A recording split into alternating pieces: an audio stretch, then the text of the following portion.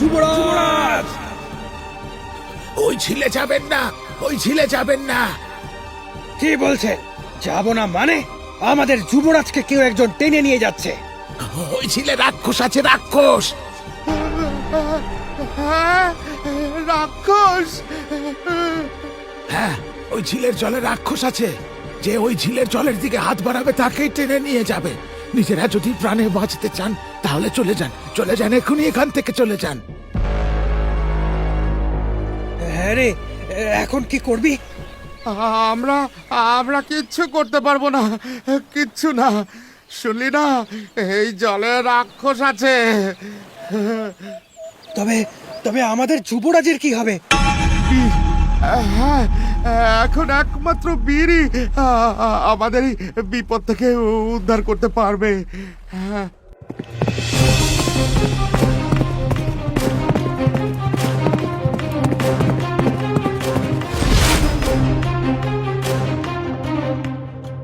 কি রাক্ষস?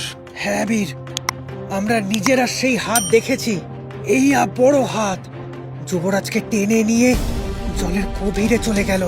দাঁড়াও, আমাকে সবটা দেখতে দাও।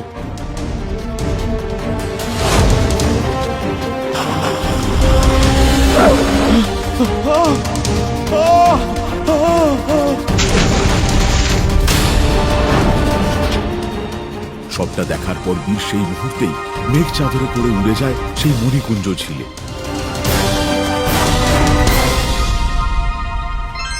এটাই তবে সেই মণিকুঞ্জ ঝিল। এখানেই রয়েছে সেই রাক্ষস। বীর তার চারিদিকে এক অলৌকিক বলয় সৃষ্টি করে সেই ঝিলে ঝাঁপ দেয়।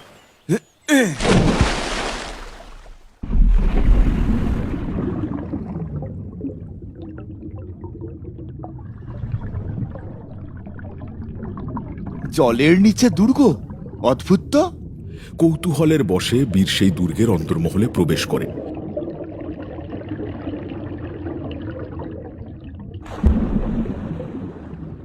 আর প্রবেশ করতেই দেখে একজন অপরূপ সুন্দরী কন্যা শিকল দিয়ে বাঁধা রয়েছে।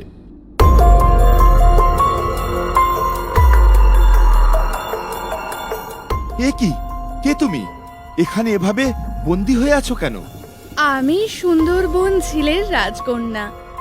আমাকে আমার ভ্রাতা, না না, ভ্রাতা নয়, রাক্ষস, হ্যাঁ, একটা একটা রাক্ষস আমাকে এখানে বন্দি করে রেখেছে। তার মানে ওই রাক্ষসটা তোমার ভ্রাতা? হ্যাঁ, কিন্তু তুমি কে? এখানে কিভাবে এলে? আমি বীর, গৌরগঞ্জ রাজ্য থেকে এসেছি। এরপর বীর যুবরাজের সঙ্গে ঘটে যাওয়ার সমস্ত কথা রাজকন্যাকে জানায়।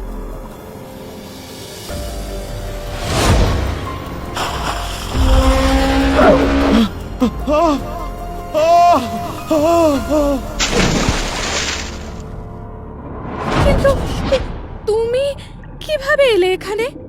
আমার কিছু অলৌকিক শক্তি আছে, তার দরুনই আমি এখানে আসতে পেরেছি। চলে যাও, রাক্ষসটা এখানে আসার আগে তুমি এখান থেকে চলে যাও। না, যুবরাজকে না নিয়ে আমি কোথাও যাব না। পাগলামি করো না, ওই রাক্ষসটা খুব ভয়ঙ্কর। এখানে যারা আসে তাদের সবার শক্তিও কেড়ে নেয়, আর আর সবাইকে ঘুমের দেশে পাঠিয়ে দেয়।